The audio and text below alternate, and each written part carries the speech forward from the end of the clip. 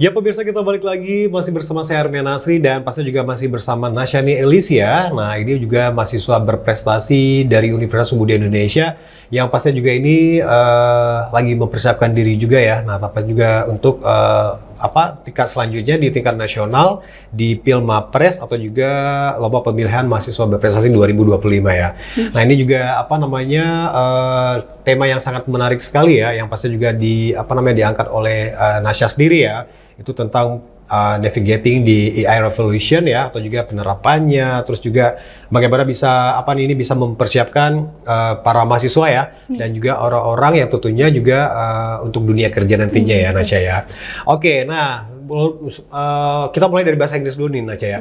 Nah, menurut Nasya ini seperti kita ketahui kalau dulu kan kalau bahasa Inggris itu emang menjadi salah satu andalan kita ya, atau juga senjata kita gitu. Nah, tapi kalau misalnya sekarang ini, nah seberapa penting sih ini kemampuan bahasa Inggris yang tentunya juga untuk kita menghadapi era revolusi AI? Iya. Tentunya bahasa Inggris itu seperti yang kita ketahui Pak ya, merupakan bahasa dunia, bahasa internasional, dan bahasa Inggris tersebut adalah bahasa yang sangat penting baik kita dalam dunia pekerjaan, dunia kesehatan, di berbagai bidang. Terutama dalam kita menghadapi revolusi AI di era globalisasi ini, bahasa Inggris itu sangat mendukung dan menunjang di berbagai aspek. Dan menurut saya jika kita bisa memahami bahasa Inggris, kita bisa memiliki kemampuan untuk meningkatkan daya saing kita di tingkat internasional. Kita bisa lebih mengetahui bagaimana kondisi di luar, apa saja problematika sekarang, dan kita bisa lebih memahami tentang isu-isu, ilmu baru yang kita bisa ambil dari dunia luar, itu tentunya dalam berbasis bahasa Inggris. Oke, nah pasti juga ini sampai sekarang juga sangat relevan, bahkan ke depannya nanti ya. Oke, nah terus kita penasaran juga nih, kalau misalnya untuk melatih ini juga mungkin bisa menjadi masukan juga ya. Nah, saran juga untuk para teman-teman di rumah, khususnya para mahasiswa yang mungkin masih sekarang kayaknya juga agak kesulitan gitu ya dalam memahami bahasa Inggris atau juga untuk speakingnya dan lain sebagainya. Nah, kalau Nasya sendiri ini mungkin bisa sedikit menceritakan pengalamannya, how do you get involved and excellent influence in English until now, right now gitu. Jadi mungkin bisa jadi inspirasi ya. Iya. Jadi saya berawal belajar bahasa Inggris itu ketika saya dari SD. Saya suka. Dari SD nih ya. Dari SD. Ya. Saya suka belajar bahasa Inggris, pelajaran bahasa Inggris dulu. Dan orang tua saya, Bunda saya seorang guru. Jadi beliau ada dulu namanya perpustakaan berjalan. Jadi Bunda selalu bawa pulang buku kecil yang namanya buku Blueberry sama cerita Strawberry, itu berbasis bahasa Inggris. Jadi saya suka mengeja bahasa Inggris, dan kemudian di SMP saya memasuki pesantren, dan itu basic di pesantren itu belajar bahasa Inggris dan menggunakan bahasa kesehariannya, bahasa Inggris dan bahasa Arab. Jadi untuk implementasinya dari SMP itu sudah sehari-hari belajar untuk bahasa Inggris. Kemudian dilanjutkan di SMA, saya di Riyadh itu juga menggunakan bahasa Inggris. Saya pernah mengikuti debat bahasa Inggris. Jadi dari situ saya mungkin sedikit menjadi motivasi saya untuk terus mengembangkan bahasa Inggris saya, dan terutama seperti yang Bapak jelaskan tadi, tentunya untuk future of work ke depannya. Iya, benar. Oke, berarti memang salah satu kuncinya berarti kita harus suka dulu ya kemauannya kita ya. Karena kalau kenapa saya bilang suka, karena ya Nasya sendiri ini startnya dari elementary school ya, atau juga ya basic school. Nah, itu juga di mana juga sangat bagus sekali sampai sekarang ya. Nah, terus juga kalau misalnya, tapi nggak ada kata-kata terlambat Nasya ya. Nah, jadi kalau misalnya pemirsa kita belajar, insya Allah juga pasti bisa. Nah, itu dia. Berarti sebelumnya Nasya juga sudah banyak punya prestasi-prestasi yang lainnya ya. Mungkin bisa share sedikit nih buat kita di sini ya sebelum di Pilmapres 2025 ini. Oke, alhamdulillah.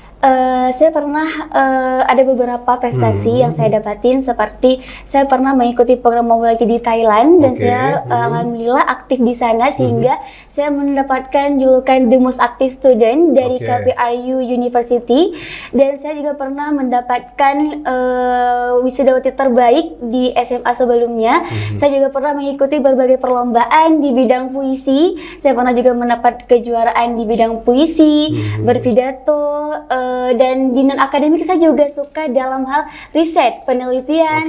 Di PKM alhamdulillah pernah mendapatkan PKM bersama hibah dosen Kosa Bangsa, dan juga baru-baru kemarin kami mengikuti PKM RI mahasiswa, dan alhamdulillah perwakilan Universitas Budaya Indonesia 2 kelompok yang dinyatakan lulus dalam PKM RI mahasiswa. Dan dari beberapa penghargaan tersebut yang terus menunjang saya untuk lebih produktif, untuk lebih bisa mengikuti banyak lagi kegiatan-kegiatan perlombaan prestasi di ke depannya. Oke, banyak ya prestasinya nih pemirsa ya. Nah, jadi kita juga pengen tahu juga ya. Nah, karena juga kita lebih di sini lebih sharing ya untuk bisa memotivasi teman-teman di rumah ya. Pasti juga ini, wah ini bisa nih saya praktekkan atau saya terapkan gitu.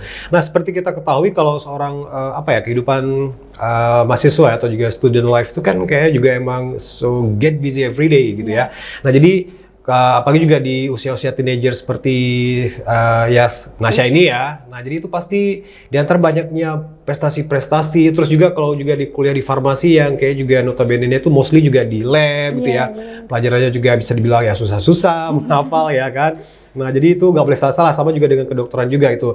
Istilah-istilah kimianya itu emang benar-benar harus hafalan. Nah, jadi how you manage your free time for yourself gitu ya, your me time, atau juga untuk belajar, plus juga untuk mengikuti lomba-lomba dan juga untuk upgrade diri. Nah, mungkin bisa sharing nih sama teman-teman. Iya.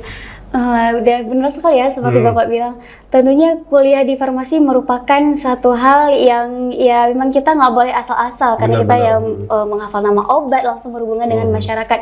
Dan cara saya dalam membagi waktu keseharian, bagaimana waktu untuk pendidikan, waktu untuk me time, waktu untuk mengikuti ajang perlombaan, tentunya saya membagi waktu ketika ini lagi masanya untuk belajar, saya menggunakan untuk belajar. Jadi saya lebih berfokuskan ketika saya di kelas, saya benar-benar fokus dan aktif di kelas. Saya berusaha untuk bisa menyimpan memori ilmu-ilmu yang diberikan dosen di kelas.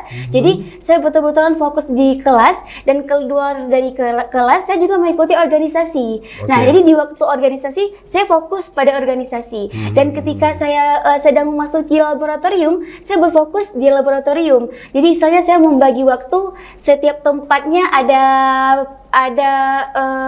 khususnya masing-masing. Jadi dan hari-harinya pun ketika saya memiliki waktu luang, saya suka untuk mencari informasi tentang perlombaan, tentang perlombaan, tentang mungkin dari riset penelitian gitu. Jadi saran saya bagi teman-teman mungkin juga kita harus bisa menempatkan sesuatu itu pada tempatnya. Ketika waktu belajar, kita belajar. Ketika kita lagi berorganisasi, dan jangan lupa juga kita harus membagi waktu untuk me time. Karena itu adalah bagaimana cara kita menginspirasikan diri kita untuk bisa menenangkan kita. Jadi setelah kita refreshing nih, kita akan menumbuhkan energi baru untuk kita bisa lebih produktif ke depannya. Iya, nah jadi ini benar banget ya pemirsa ya. Jadi emang benar-benar fokus di saat kamu melakukan apapun itu. Jadi jangan sampai lagi di kelas ya kerjaan yang lain, atau juga mungkin lagi di sini mikirin yang lain. Jadi semua itu nggak ada yang terselesaikan ya. Nah, jadi saya belajar juga nih dari sama Nasya gitu. Jadi kalau misalnya lagi kamu di mana kamu berada sekarang ya, apapun yang kamu kerjakan, ya udah fokus itu aja gitu. Oke pemirsa, kita break sebentar dan nanti kita juga bakal balik lagi di sesi selanjutnya, dan kita juga pengen tanya juga ya pengalaman-pengalaman Nasya selama berkuliah di Universitas Budaya Indonesia, dan tentunya sedikit tentang bagaimana sih opini dia gitu ya tentang penerapan AI ini dan juga kedepannya. Oke, we'll be right back.